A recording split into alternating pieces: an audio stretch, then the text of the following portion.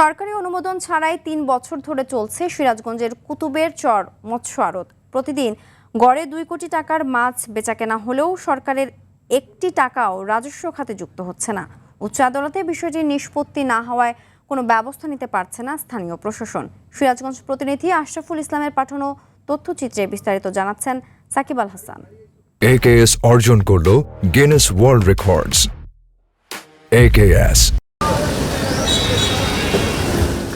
প্রতিদিন ভোর ৪টা থেকে দুপুর ২টা পর্যন্ত সিরাজগঞ্জের রায়গঞ্জ উপজেলার সলঙ্গার কুতুবের চরের এই আড়তে বেচাকেনা হয় প্রায় ২ কোটি টাকার মাছ।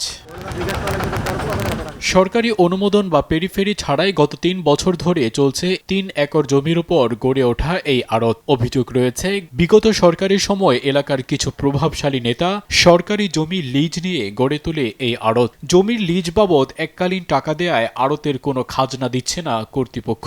উচ্চ আদালতে বিষয়টি নিষ্পত্তি না হওয়ায় এ বিষয়ে কোনো ব্যবস্থা নিতে পারছে না স্থানীয় প্রশাসন। এতে বছরের পর বছর কোটি কোটি টাকার রাজস্ব হারাচ্ছে সরকার। হাটের কোনো বৈধতা নাই। এটা হলো এর বৈধতা হলো টাকা দেয়া আর ক্ষমতা দেয়া।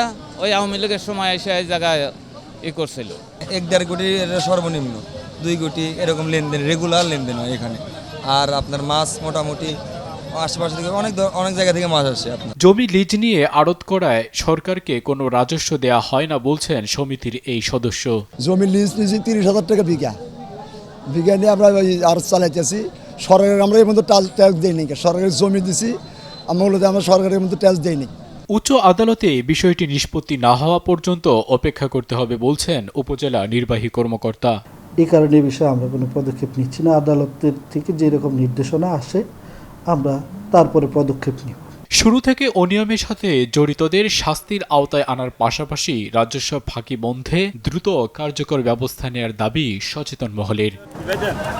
সাকিব আল হাসান, RTV।